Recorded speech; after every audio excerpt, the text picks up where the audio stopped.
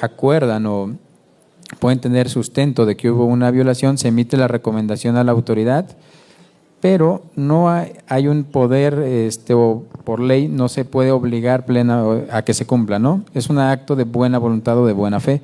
Regularmente las autoridades, ante la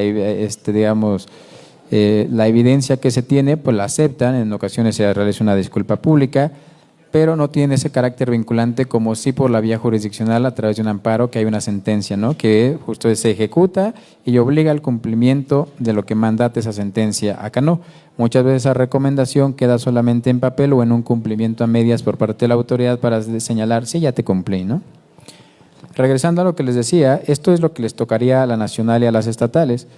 Las municipales, plantea la obra a partir de la evidencia recolectada, tienen que enfocarse principalmente en el estudio de los derechos humanos, como les decía, estos elementos, conocer a su población, conocer cuáles son sus grupos vulnerables.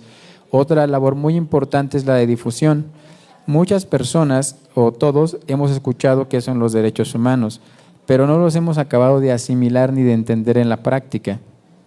Este debate, por ejemplo, lo tuve con algunos justo de los defensores que se entrevistaron y me decían, sí, yo sé que yo te puedo asegurar que todos saben qué son los derechos humanos. Y les digo, tal vez sí, pero lo saben por una definición o lo saben porque la norma lo dice, pero no los hemos interiorizado, es decir, no asumimos que tenemos esos derechos, no sabemos cuándo nos los violentan y no sabemos qué hacer también ante esa vulneración. Entonces, solamente en ese caso lo que tenemos son derechos que todavía siguen estando en la letra y en la norma.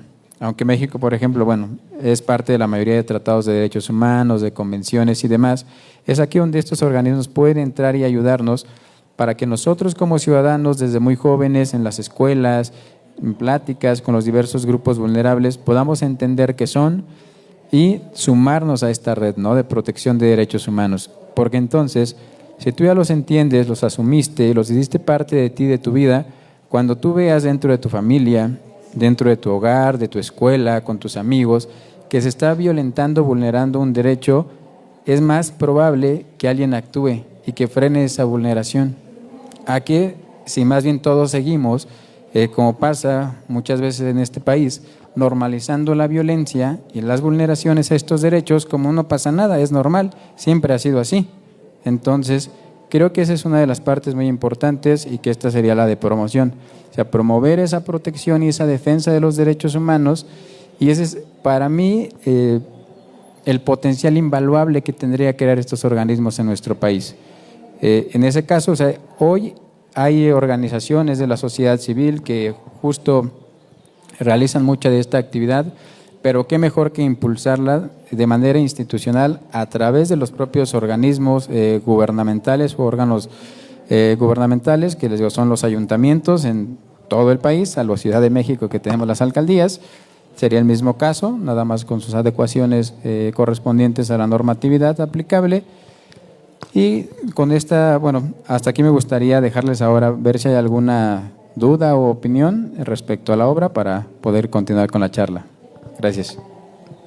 No sé si aquí te veo con intención de preguntar, pero si gustas hacer una pregunta.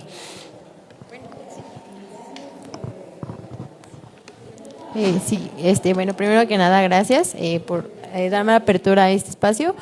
Y más que nada mi duda sería como a la obra, ¿qué retos presentó para realizarla, ¿no? Porque sí existen bastantes, sin embargo me gustaría saber cuál es el que más predomina, ¿no? Justamente tomando en cuenta pues ciertos elementos que ya mencionó, como el contexto, los recursos, no sé, me llama mucho la atención conocer eso. ¿Particularmente de la obra o de la labor de los organismos? Sí, de la obra, por favor. En ese caso serían los míos, las limitaciones y los retos. La obra tomó alrededor de, yo creo que poco más de 2 años, su constitución. Agradecer también en su momento a CONACYT, que estuvo, en aquel momento fue CONACYT el subsidiario de que yo pudiera tener esta oportunidad para realizar la obra. Uno de los grandes retos, inicialmente, por ejemplo, desde el punto de vista teórico que se tuvieron, fue contar con referentes y buenas prácticas de qué se está haciendo en esta materia, tanto en nuestro país como en otras latitudes. Se contó también con la fortuna y la oportunidad. Aquí también agradecer a la UNAM, que en aquel entonces me apoyó para poder realizar una estancia en Madrid, para justo analizar cómo se están procesando este tipo de problemas en el primer mundo, ¿no? Viéndolo desde el punto de vista europeo, cómo se realizaba y después de eso poder encontrar algunas variantes a nivel teórico o conceptos o variables para poder implementar después en la práctica. Y esa es la más complicada y donde hubo mayores retos. En este contexto, uno de los primeros fue la, digamos, poca apertura que hubo por parte de las autoridades municipales. Es un tema que evidentemente no les gusta, porque les digo, está relegado. O sea, tú vas, si tienes alguna oportunidad en algún municipio pequeño y pregunta dónde está la Oficina de Derechos Humanos o la Defensoría, y siempre las tienen como en el último rincón, ¿no? Donde nadie las vea, donde no pasen desapercibidas para que la gente no sepa que existan.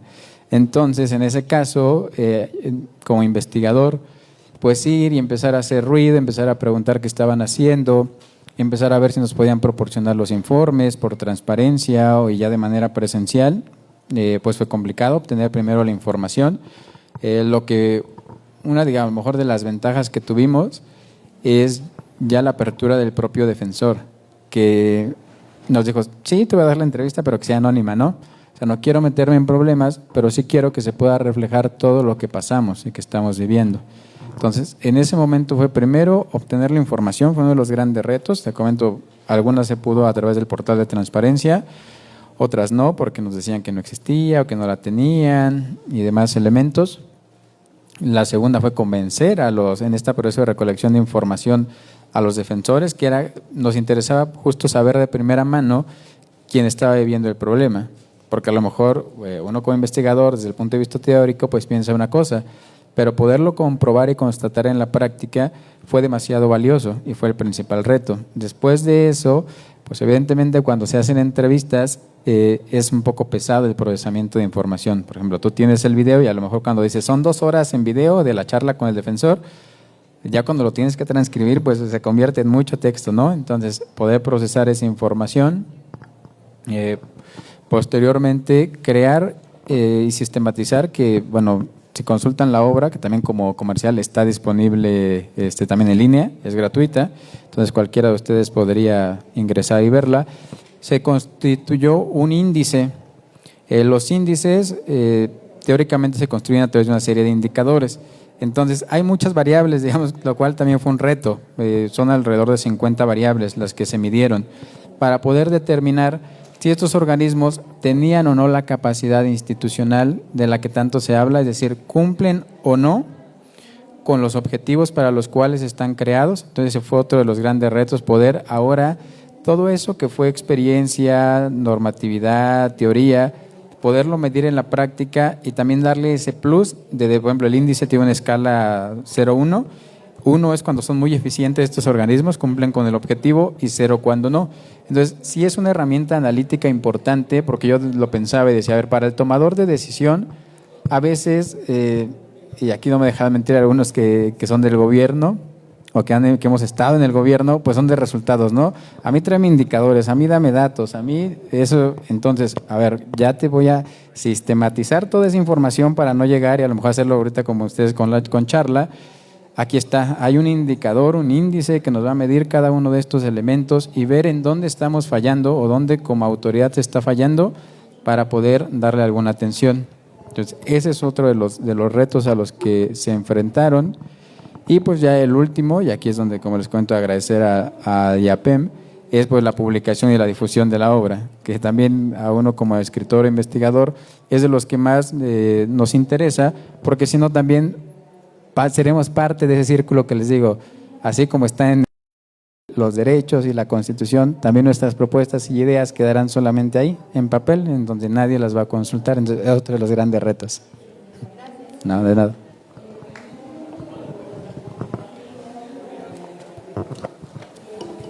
No existiera. Si no tienen otras preguntas, pues yo aprovecho para agradecerle al doctor Carlos.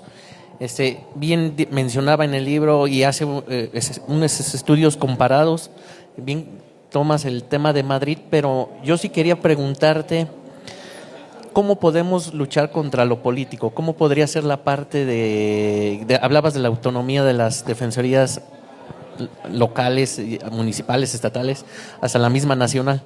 Pero ¿cómo llegamos a esto para poder hacer realidad, pues que hasta suena utópico? ¿Cómo podemos hacer ese tema? Sí, muchas gracias. Justo ese es de los grandes retos, como les digo, o sea, las defensorías, tanto a nivel federal, estatal y municipal, no le van a gustar a la autoridad. Entonces, ya se han implementado varias estrategias o varias vías. A nivel nacional, a nivel estatal, les comento, está la autonomía constitucional, que evidentemente, como se los planteaba, hay dos tipos de reglas, las formales y las informales. Las formales serían las escritas, las que tenemos en nuestras leyes y las normas, y me van a decir, entonces quizás la autonomía per se o por sí misma no nos va a resolver el problema, porque van a decir, la Comisión Estatal de la Ciudad de México, del Estado de México y la nacional tienen autonomía constitucional, y aún así vemos cierta dependencia o que no hay esta completa independencia, por decirlo de alguna manera. En ese sentido, lo que planteamos, o sea, no lo resuelve, pero sí es necesario, porque me dicen, la autonomía no lo resuelve por sí mismo, sí, pero sin ella es mucho más complicado. Entonces, de entrada, sí sería una de las propuestas para estos organismos que no lo tienen, esa es una. La siguiente que yo les decía es la coordinación y la colaboración interinstitucional entre organismos defensores de derechos humanos y no solamente gubernamentales, como en este caso, o que formen parte propiamente del Estado, sino aquí voltear a ver lo que yo les decía del tercer sector. Por ahí se viene impulsando mucho. Es decir, por ejemplo, hay una federación justo de organismos de derechos humanos a nivel nacional, eso también nos ayudaría bastante. Y para mí el plus, que otra vez quizás sin caer en la utopía espero, porque creo en las nuevas generaciones, es evidentemente desde la educación. Entre mayor ciudadanos tengamos y mayor presión se ejerza, y seamos más conscientes al momento de elegir a nuestros representantes, al momento de ser vulnerados en una violación a derechos humanos, sin no quitar el dedo del renglón y ir y presentar tu queja y ir y estar viendo, ¿no?, cómo funciona entre nosotros mismos como ciudadanía, justo organizarnos, empezar a formar parte de ese tercer sector ya organizado para proteger y defender nuestros derechos humanos, pues podríamos hacer mayor presión. De ahí, si no les, y me gustaría concluir con esta frase para contestar al maestro Zamorano, es, si no estamos viendo que no le interesa al gobierno o al funcionario la protección de los derechos humanos y no le interesa al ciudadano, entonces está perdida la batalla. Entonces, si no les interesa a ellos, empezar a que nos interese a nosotros y defenderlos nosotros. Muchísimas gracias, doctor. Si no hubiera otra pregunta, ya haremos este momento